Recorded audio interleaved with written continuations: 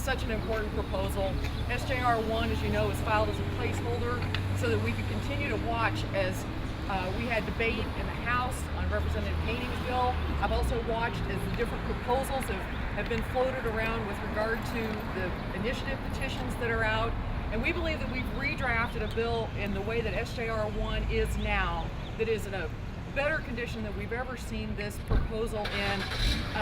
It leaves much more up to the people and future legislatures so that we can work out some of the fine-tuning and detail on this, which I think is absolutely essential, that we continue to have the input of the elected representatives of the people. What we're really seeking from the people is to answer this question.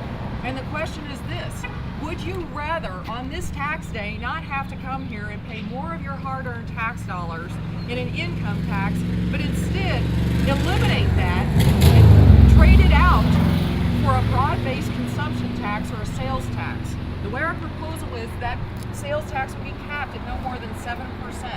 The reason why that this is so important and why I brought these charts here today is because the closest state to us that already has a consumption tax, much the same as what our proposal would be in SJR 1, is the state of Tennessee. I'm not going to make comparisons to some of the other states that are already successfully using a consumption tax instead of an income tax, like Texas and Florida, because frankly, Tennessee bears the most in common with us. As you can see, we have a population basically the same, 5.9 million to 6.3 million. Our budget is 29. Missouri's budget is actually smaller. As I was saying, with regard to tax collections, Missouri is actually 48, they're 45. Revenue collections, 45, 46. So much in comparison. But the average teacher salary in Missouri is actually lower than that in Tennessee.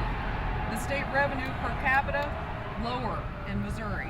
Days spent working to pay taxes, 94 days in Missouri, whereas only 86 in the state of Tennessee.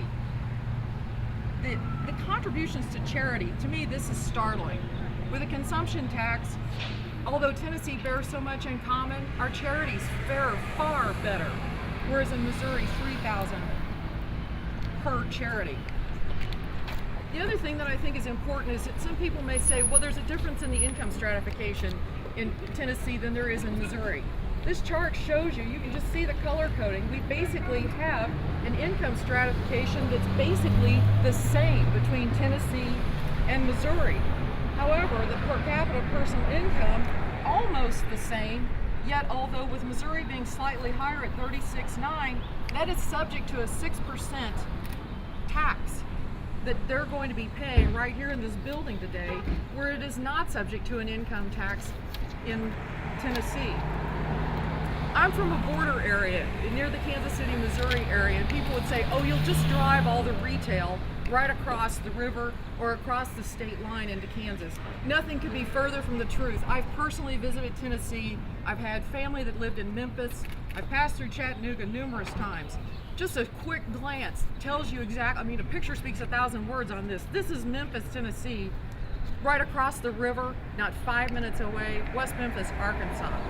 Primarily convenience stores, gas station, adult entertainment, things that you would not say that it's the mecca of retail sales, whereas Memphis is alive and well. In fact, if anything, retail development is moving further inward toward Germantown. Chattanooga is the same story. If that theory held water, northern Georgia would be a mecca of retail. It is not. Chattanooga is the mecca of retail activity. Furthermore, I also wanted to note with regard to West Memphis, we have a major trucking company here in Missouri that won't even let their trucks stop there unless they're in a secure lot. I think that really tells more than we'd ever need to know. The thing that is of great concern to me, everybody knows about jobs and the economy. What this translates into with regard to the working person, not only in not having to file an income tax and be able to pay rather a capped 7% consumption tax, Missouri actually lost jobs in 2010. But I think the thing that's most important, again, for the working person, Tennessee, over the same period, gained jobs. This translates into real dollars, real jobs for real working Missourians. But the real question remains, do Missourians want to have the opportunity to vote to change and move away from an income tax-based system to a sales tax driven economy. That's what we choose to ask the people of the state of Missouri. They will vote on it. It has to be a constitutional amendment. As a result, the people of the state of Missouri will vote on it. We believe that although the House hearing has already been conducted, that we will have a Senate hearing on this proposal 1 week from today. So with that, thank you very much.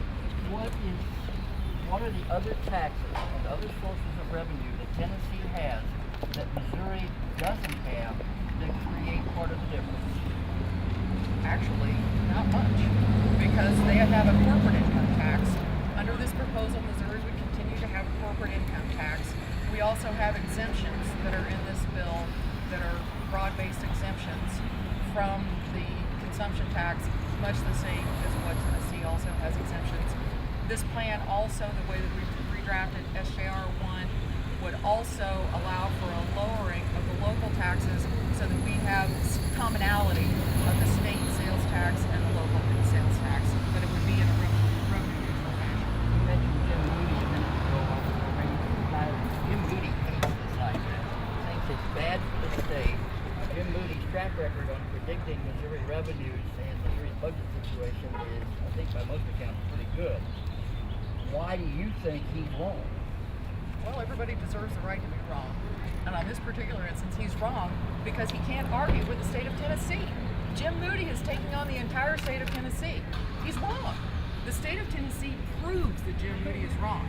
Now, I don't know how we can hold one man up against an entire state and the productive capacity of an entire state. I know the economic developers in Memphis would disagree with him. I know the economic developers in Chattanooga would disagree with him.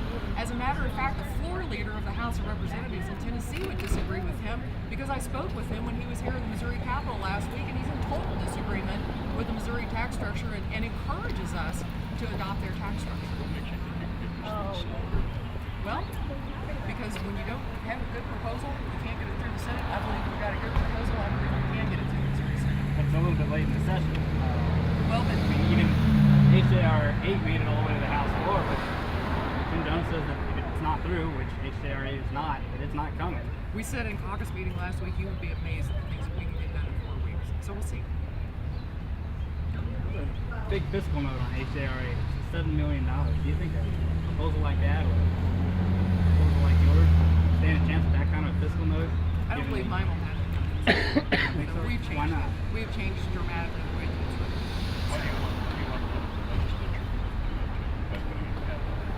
Well, because I believe the people of the state of Missouri need to have the assurance of a cap. Right now, they have a 6% cap on income tax. I believe it's only fair that they should know what the cap would be on the sales tax. And it's designed so that the cap would always be, the total taxes would always be under 10% sales tax, just the same as Tennessee. How do you guarantee that there's the state enough revenue to meet the obligations it now has? We believe that in the committee hearing that will be coming up next week, we'll be able to show those projections for safe and sound. So this president just to announce a committee sub measures. Do you have copies of it? I don't have extra copies, but they'll be available in my office. Okay? All right. Thanks, everybody. Thank you. Appreciate it. Why should I pay a sales tax for every billable hour you have to work on my case? Why should I have to pay a sales tax to go to the doctor?